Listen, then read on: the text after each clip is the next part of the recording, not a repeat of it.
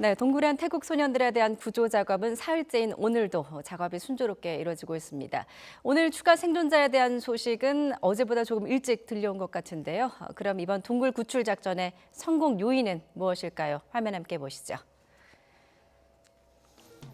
당초 동굴에 갇힌 태국 소년들의 구출에 수개월이 걸릴 것이라는 예측과는 달리 비교적 신속한 구조가 가능했던 것은 이미 동굴 상황을 경험한 베테랑 잠수 요원들을 대거 투입했기 때문입니다. 외신들은 전문 다이버들이 구출 대상인 소년들을 요람에 든 아기처럼 끌고 나왔다고 표현하고 있습니다.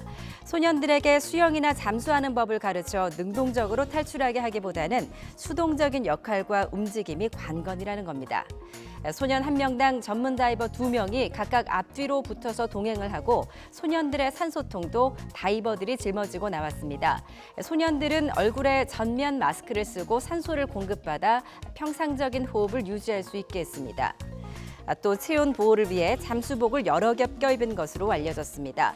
동굴 구조 전문가들은 소년들이 탈출 직전 진정제 주사를 맞았을 가능성도 있다고 말했는데요. 밖으로 나오는 도중에 공황 상태에 빠지지 않도록 하기 위해서입니다.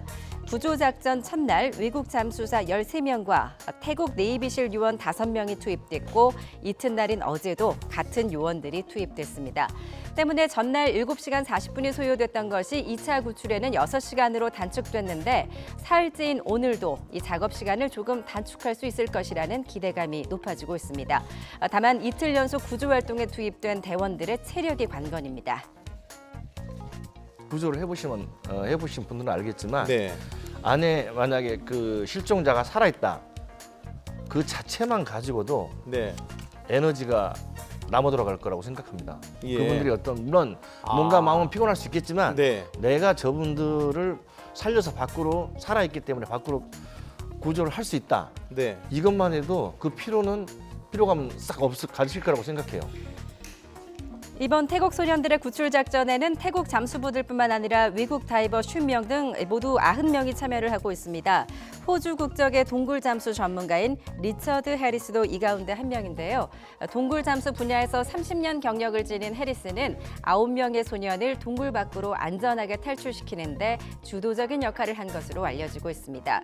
호주 애들레이드에서 마취과 의사로 일하는 해리스는 아이들의 생존이 확인된 직후 동굴 입구로부터 5km 떨어진 곳까지 위험을 무릅쓰고 들어가 아이들의 건강 상태를 살폈습니다. 또 자신의 진단 결과를 토대로 몸 상태에 따라 생존자의 구조 순위를 정하는 데도 결정적인 기여를 했다고 전해지고 있습니다. 해리스의 조언을 토대로 태국 당국은 구조 작업 첫날인 지난 8일 4명을 우선 구조했고 어제 추가로 4명을 안전하게 동굴 밖으로 데리고 나왔습니다. 그리고 오늘도 나머지 생존자들의 무사 귀환을 기다리는 가운데 조금 전 1명이 추가 구조됐다는 소식이 전해졌죠. 구조 당국은 이미 구조된 생환자의 신원은 아직 공개하지 않고 있는데요. 심지어 아이들의 부모들에게조차 누가 구조됐는지를 알리지 않고 있습니다. 아직 구조되지 못한 소년들의 이 부모 마음을 상하지 않도록 고려한 판단인데요. 부모들도 당국의 결정에 동의하고 남은 구조 작업을 기다리고 있는 상황입니다. 이런 가운데 미국 테슬라 최고 경영자인 일론 머스크가 특수 제작한 소형 구조용 잠수함을 갖고 태국 동굴 구조 현장을 찾았습니다.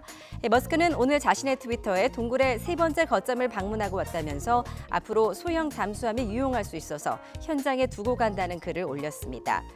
또 소년들의 축구팀 이름을 따 잠수함에 야생 멧돼지라는 이름을 붙였고 로켓 부품으로 제작했다고도 설명했습니다. 국적을 초월한 전문가들이 펼치고 있는 태국 소년들의 구출 작전에 전 세계인들이 마음을 졸이며 지켜보고 있는 가운데 이제 남은 4명에 대한 구조를 성공적으로 마무리해 기적 같은 드라마를 볼 수 있기를 기대해 보겠습니다.